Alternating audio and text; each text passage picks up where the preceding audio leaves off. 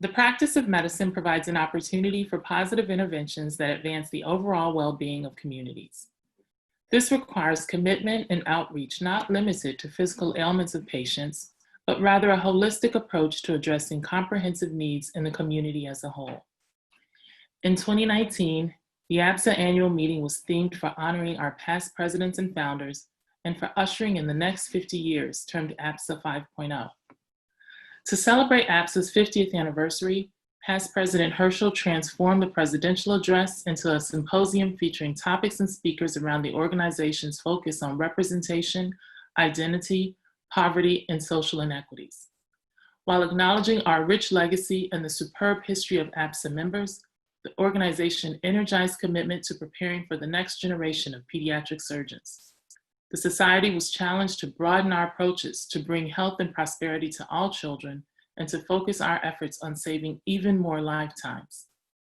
We heard from Dr. Herschel and Dr. Victor Garcia about biological effects of poverty and how doing better is simply not enough, and that advances in healthcare are not enough if we're leaving behind entire generations of Americans.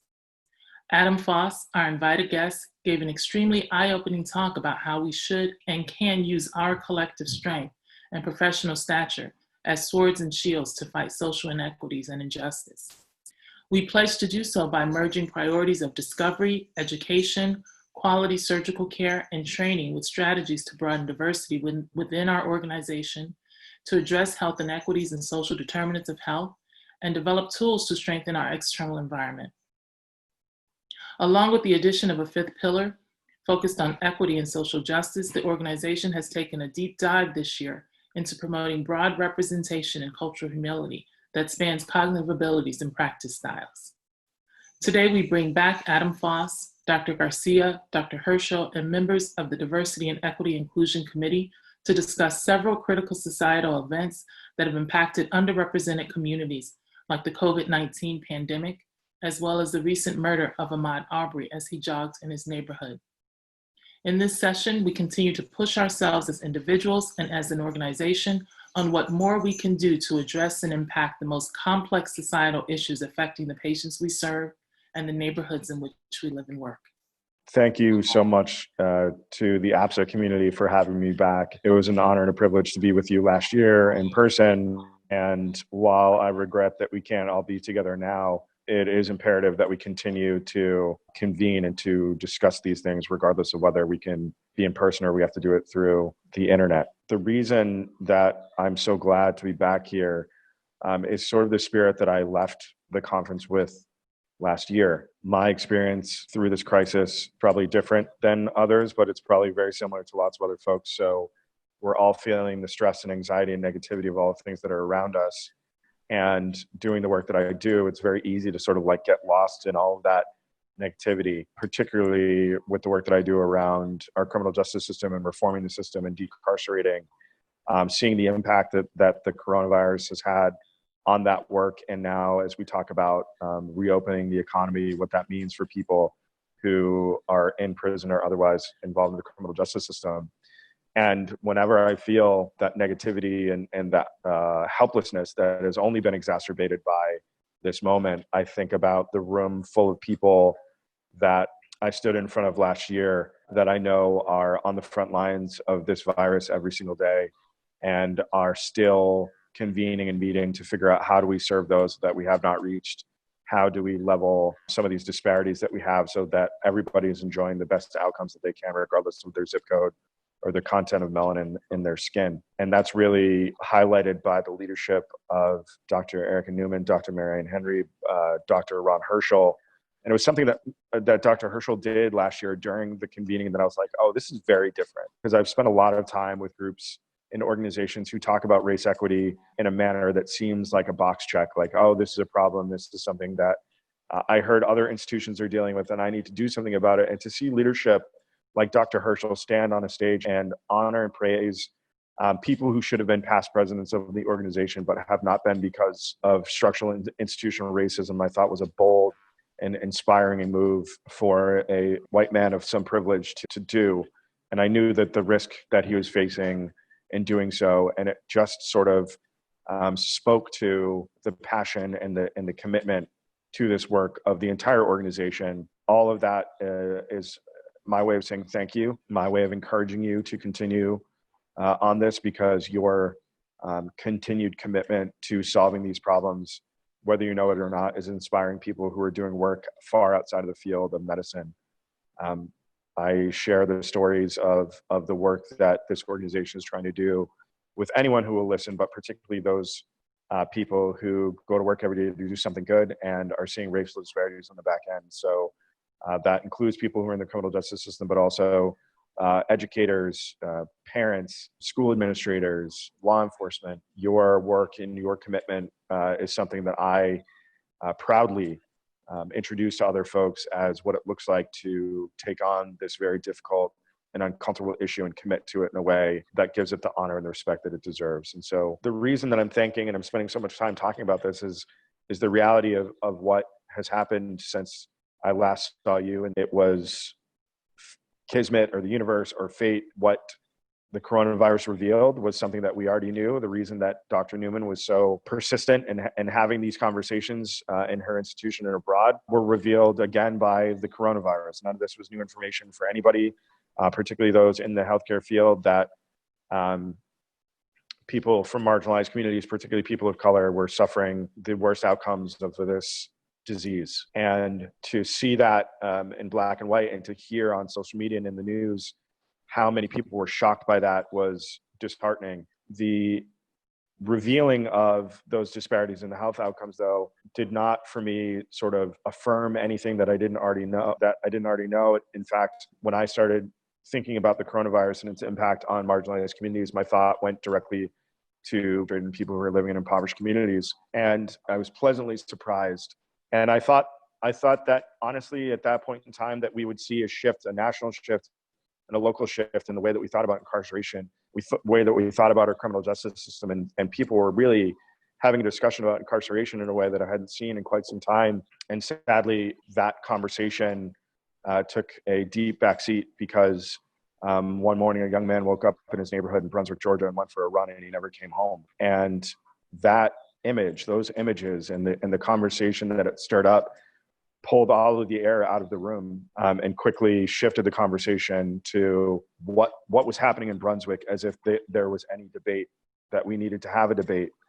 And both personally and professionally, that moment for me was one of those just times where you just want to give up, where you just want to stop doing this work, because I don't know how any objective person could look at that video and think anything other than that a grave injustice had happened and that we needed to remedy that injustice. I have a tremendous amount of empathy for law enforcement. I have a tremendous amount of empathy for people who are struggling with both implicit and explicit biases and racism, and try to hold those truths while I'm watching these things unfold. But at some point in time, easy to lose yourself in sort of the inhumanity and the politicization of moments like that. And that lasted for some time. I was in that space until, again, my friend Dr. Newman reached out, as she often does, and said, "Hey, we're still here. We still got to do this. Like, do you want to participate in these live sessions that we're doing?" And again, it was just that invigoration that I needed to remind me that everyone who is going to work to help people are struggling with these issues, and we need to maintain course and not lose sight of how important it is that we do that. And then in the last few weeks, because we're a nation of really, really short attention span, once Maud came out of the news cycle, we went back to this conversation around the country opening up and seeing all of the companies and social media and all of these sort of like really nice and uplifting messages that were resonant of 9/11 about us coming together as a country, and this being the equalizer, we're going to pull together and all of these things, and how difficult that is for a person of color, for someone who's been impacted by all these systems, to watch when I understand the net effect that people are going for, being able to hold that with also the tension that I knew that we were talking about all of this while communities of color,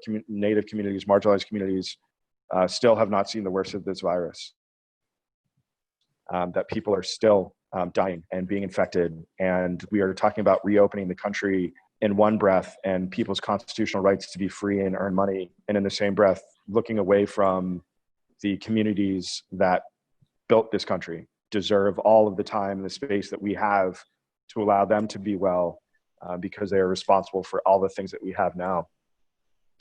And in that spirit, sort of watching people try to hold up beautiful things on social media because we want to be in this positive mind space, and feeling and recognizing the need for that, and watching a video go viral last week of a young man who had graduated from high school in Nashville, Tennessee, a young Black man who was very emotional. And, you know, the video had 5 million views in a day, and people were passing around as sort of like this piece to hang on to and positivity. And for me, while it was obviously a very positive message, I could feel and I could assume why that young man was so happy about graduating. It wasn't just about graduating. It was because he had done something that is very difficult to do in this country as a young Black man, which is to be born and to make it all the way to graduation and graduate. Not because Black boys are born any more violent than anyone, not because Black boys are born with some genetic predisposition that makes them less intelligent or less talented, but because our country has always had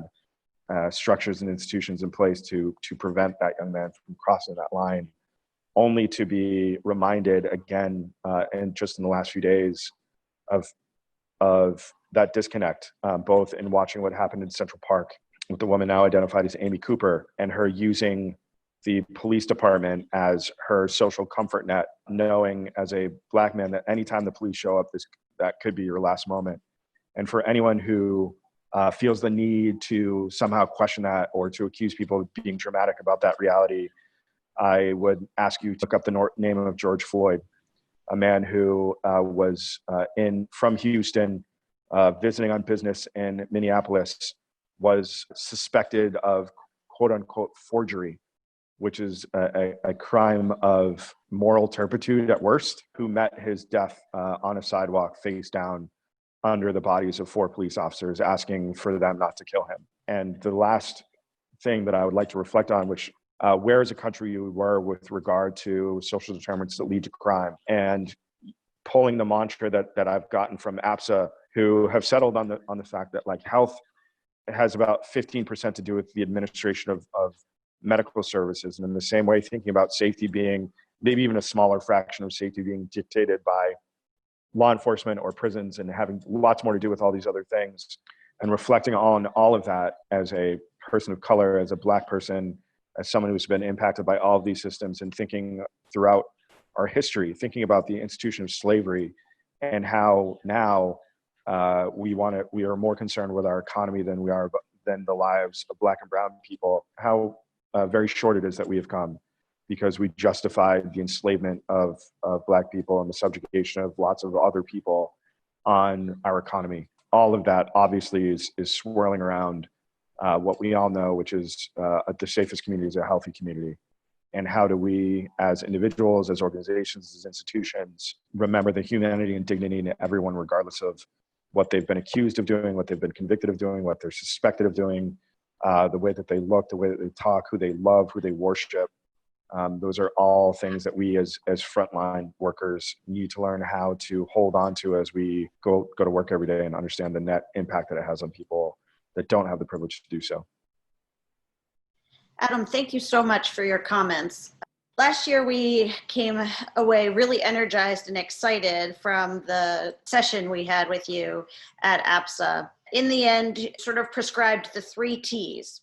Talk about it, training, and travel, or get out of your hospital and see things.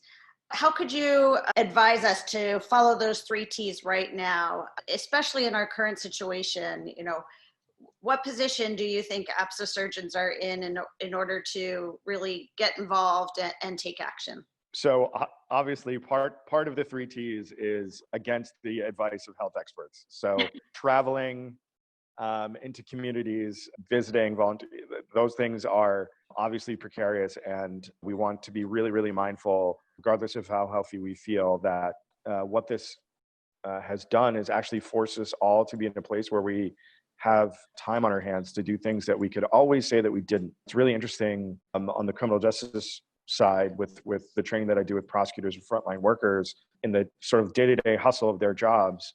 They never have the opportunity, or they framed time as the challenge to do some of this deeper work. I'm less familiar with the schedules of APSA surgeons during COVID, but if in fact there's some trend that there's more time because you are home, you are unable to be in the hospital or doing the day-to-day work that you have, then taking this time to do the other T's is really important. I think also what is important to recognize is people are looking to healthcare workers for answers right now in a way that perhaps they never have. And I know that images of meatheads in a pool in the Ozarks does not feel like people are listening, but I have never seen a frontline worker become such a hero in this way since, again, sort of 9/11 and the first responders who risked their lives to go into those buildings. What I mean by that is that everyone, regardless if you belong to a professional institution,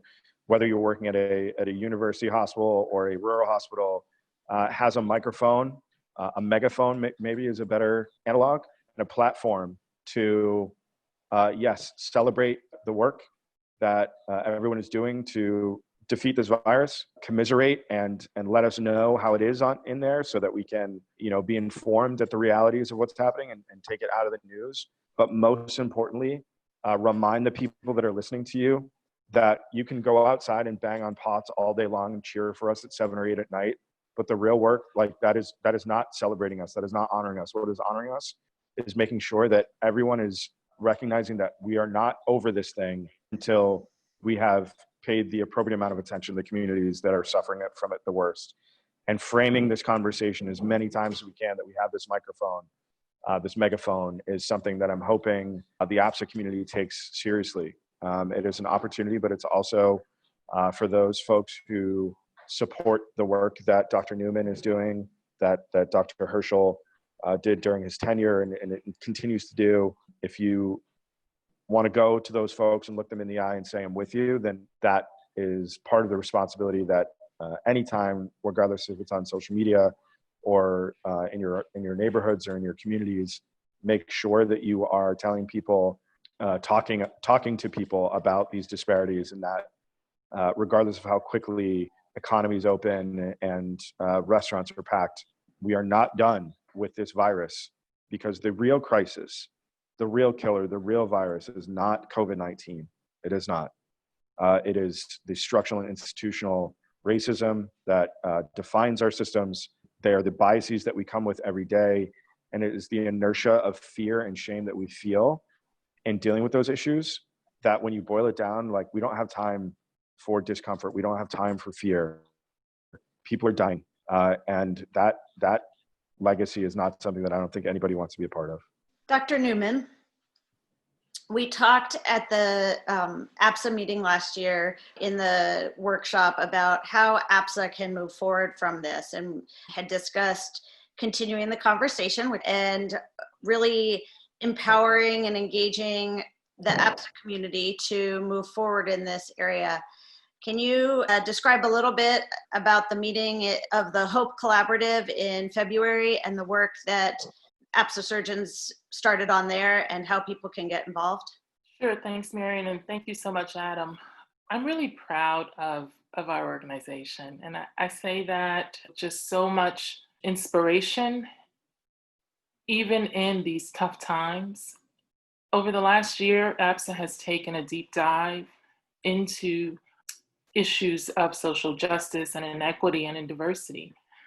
Over the last year, we've added a fifth pillar, which means that or the organization is committed to equity and social justice, and has really taken an opportunity to promote all of the things that we know we need to do to make us a better, not just individuals, but our organization and the institution. So I guess I just wanted to say that in our committee, the Diversity, Equity, and Inclusion Committee, in its first year, has really focused on increasing representation of the APSA membership through the committee structure, through leadership, just fostering an organization that is open and inclusive, assuring mentorship and sponsorship of women and underrepresented minorities, developing strategies to directly address some of the structural and systemic barriers to care that Adam spoke about, providing educational opportunities and workshops and activities which were planned at this year's national meeting. And just all of that is just a snapshot at what people in our organization and people in our leadership and the Board of Governors, the things that we have been strategizing in order to address some of these really complex societal issues. So in February, those of us, the Diversity, Equity, and Inclusion Committee has a task team called Community Engagement. And we came together in Ann Arbor along with a group of academics, and Adam was there as well, to understand what more we could do, how we could use our professional stature, our collective strength to address some of these issues. And that's really how HOPE was born. HOPE stands for Health Equity, Opportunity, Pipeline, and Education. And we think by addressing those things, first of all, those are things that we can do as surgeons.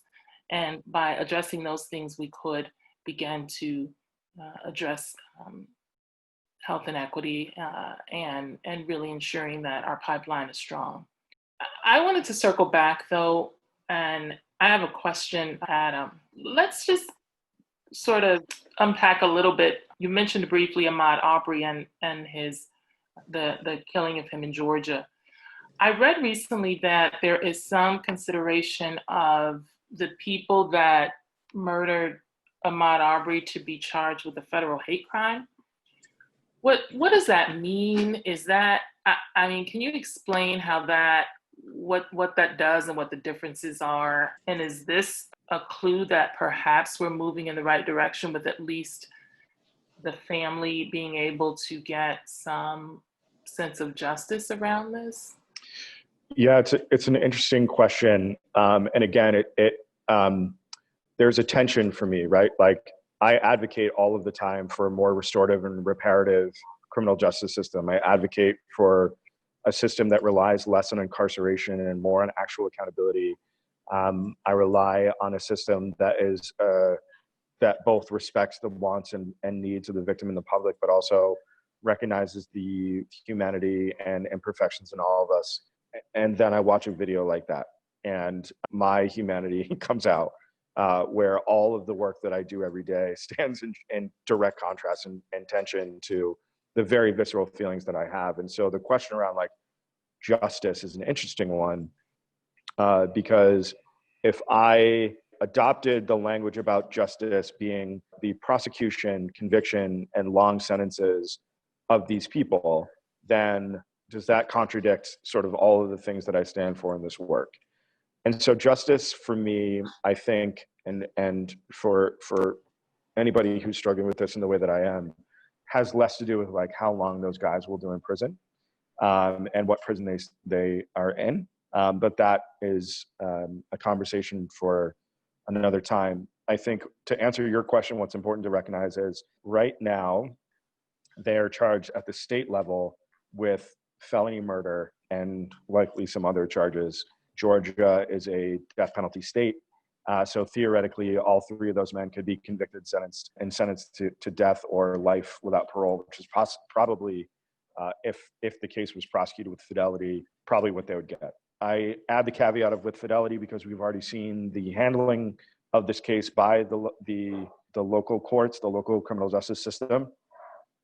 And I'm concerned about that, to be honest. We had to stand your ground law, and that it was self-defense, and that Ahmaud was burglarizing someplace. And then, you know, the New York Post 2 days ago prints a story about Ahmaud being arrested for shoplifting and several years ago, as if to add to this conversation about whether or not what happened to him was appropriate out on the street, to besmirch his reputation as some sort of thief.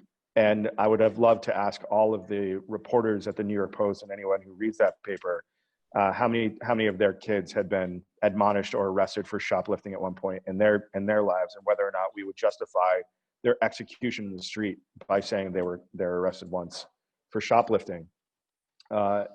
I'm guessing that those concerns are shared by others, and so as a perhaps gesture by the Trump administration and the federal government. They might charge the 3 individuals with federal hate crimes. I use the word gesture very deliberately because federal hate crimes are really hard to prove. You would really, really have to have solid evidence that the reason that they shot and killed him was because he was a member of a protected class. And for that, you need basically the language of the individuals. And unfortunately, sadly, in the video, it's unclear that you hear anything that would lead you to believe that the crime was motivated by hate. Obviously, objective human beings, being what we are, we know exactly what that was. And we know that if Mr. Arbery was named Brianna and had a blonde ponytail and was jogging that day, that we're not having this conversation. But all of that strong feeling and emotion is the reason that we have written law, and the written law makes it very, very difficult to prove a federal hate crime. So we'll have to see if they do go ahead and charge them. There will likely have been some evidence that was recovered in text messages or in emails or from witnesses that this was motivated by race, by hatred of that race. But it's a tough climb. One question that has come to my mind in listening to this is, for those individuals from our community who are less engaged in these issues and maybe haven't been as aware of the social disparities and their impact, how can they learn more? Again, great question. A few things. One is acknowledging that there has to be some self-guidance that you are going to commit to it, and that you want to, that you are doing so out of learning. If you're going in because you feel like you have to check a box, again, it is probably better that you enter in some other way. But if you are someone who is curious and hungry for more information, then commit to yourself that it's going to take some. It's not comfortable. It's not leisure reading. It will make you feel bad. It will make you feel all sorts of things that some are appropriate, some are just because we're human beings. And then get onto Google and type in racial disparities and just look at the drop-down menu. And you will see, for as many fields as are available on your computer, there will be racial disparities. And I just want folks to pause at that moment and look at that and ask themselves, is it because everyone who's doing these jobs, whether you're a teacher, a doctor, a police officer, a prosecutor, a judge, is racist? Or is it because something that's less visible going on? And I would encourage people to sort of just relieve yourself of the idea that this is an indictment on you as a human being. Come into the collective understanding that we are all dealing with this. Dr. Newman and myself do not get a pass in doing this hard work because of the way that we look. We grew up in the United States of America and are subject to the same conditioning that other folks are. And then once you've sort of had that moment and had that opportunity, go to where you feel most comfortable. Go to where you feel you have the most power. And for a lot of people, that is what can I do as an individual? And that can both be answered professionally and personally. I love reading about racial disparities in education and in the healthcare system, not because I am a professional in either of those institutions, but because I can use that information as analogs to help people in my institution understand why this is so important. There are tons of books that it would take me the rest of this call to list. And I really want people, I could tell you what to do, but I really want people to commit to doing the work by doing the research that I'm asking. If reading is not your thing, there are also amazing podcasts that you can check out. There are documentaries that have been made up and down about these issues. And I would ask people just to, while you're in this time, and I understand that we're all looking for reasons to be positive right now. We're all looking for ways to stay up, but that's a privilege that we have. And understand that taking an hour a day, ideally, but I want to be empathetic and sympathetic to people's work-life balance right now. Taking that time every single week, while inconvenient and frustrating and uncomfortable, it is only helping you, building an empathy tank that has been tapped by conditioning, and will make you a better ambassador. A podcast that comes to mind that is appropriate of this conversation is the 1619 Project, done through the New York Times. Nicole Hannah Jones won a Pulitzer for her work creating this podcast. And episode 4 is about the health inequities the racial disparities and health outcomes in this country. Just listen from cover to cover to the podcast as a curious explorer, not as someone who's trying to defend your position, just someone who looks at a pile of evidence and is wondering, why does this happen? If it's not because I'm a bigot, then why does this exist? And allow yourself the emotional maturity to not only sort of imbibe that information yourself, but also share it with your kids. Do not avoid the bad things because other people do not get the privilege to. That also means share it with your children, because we have done a lot of damage trying to shelter our children from the bad news about our history and about the things that we do and celebrate in this country. I can guarantee you that almost no parent, while they were standing on the side of a road watching Memorial Day parade yesterday, turned to their children and said, "We have Memorial Day because Black soldiers after the Civil War thought it was appropriate to memorialize the soldiers that they lost during that time." And so just taking every opportunity to share this information with your kids, because that's really where the mindset shift happens. And last, check in with yourself every day. If you're getting lost in the mire, always, like, if you have to, just look at Dr. Newman and look at her face and remember, like, you are doing this for her children. You are doing this for your children. That are the ways that I would ask. And then last is just like a citizen, recognize and understand that all of this noise on CNN and Fox News and whatever news you intake, while entertaining and frustrating and awful, what really, really matters, the local elections that are happening in your jurisdiction. Your county commissioners, your school board, your sheriff, your district attorney, learn who those people are and what they're doing right now, and use the privilege that you have as professionals, as higher education, with high incomes, with good real estate, with smart kids. Use that privilege to make sure that they're doing the jobs for the people that you likely will never meet. Thank you so much, Adam. And on that note, we will conclude this recorded session. We'll go right into our live session with Drs. Victor Garcia, Dr. Ronald Herschel, Dr. Marion Henry, Dr. Erin Perrone, along with Adam Foss. Thank you.